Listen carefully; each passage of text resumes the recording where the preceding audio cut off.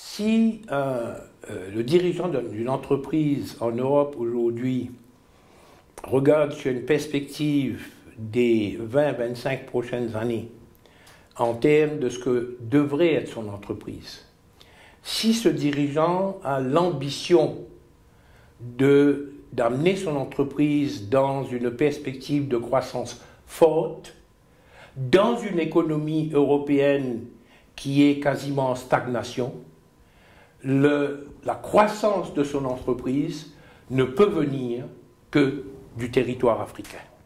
Donc l'internationalisation de l'entreprise est un impératif pour la croissance sur les 20-25 prochaines années. Certes, il y a toujours l'Asie. On peut toujours regarder l'Asie, mais aujourd'hui, c'est plus difficile d'aller en Asie. 20 ans de cela, c'était plus facile d'aller en Chine. Aujourd'hui, c'est plus difficile parce que, évidemment, il y a tellement qui sont partis, la place est très prise. Tandis que l'Afrique, aujourd'hui, offre tout le potentiel de développement pour une croissance soutenue sur les 20-25 prochaines années. Donc, rater l'Afrique aujourd'hui, c'est rater une chance, la dernière chance, c'est le dernier continent qui est en phase de développement, c'est rater une chance d'assurer une forte croissance pour son entreprise.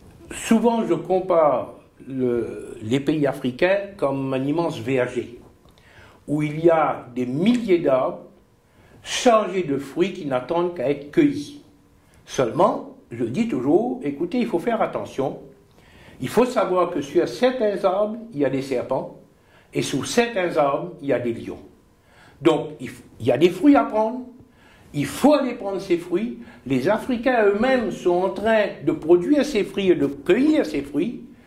Les investisseurs doivent y aller, mais ne pas aller à l'aveugle et savoir comment appréhender les réalités spécifiques à chaque pays et non pas aller sur une base de l'affectif, sur une base de la perception, et sur une base peut-être des préjugés aussi.